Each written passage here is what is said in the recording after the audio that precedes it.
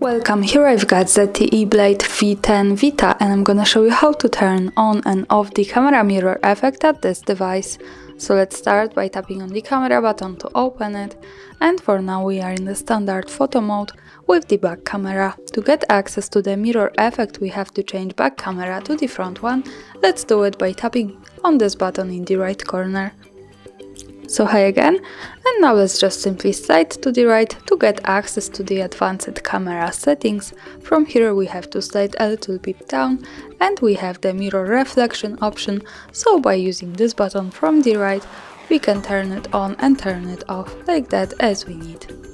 And that's all, thanks for watching, subscribe our channel and leave the thumbs up.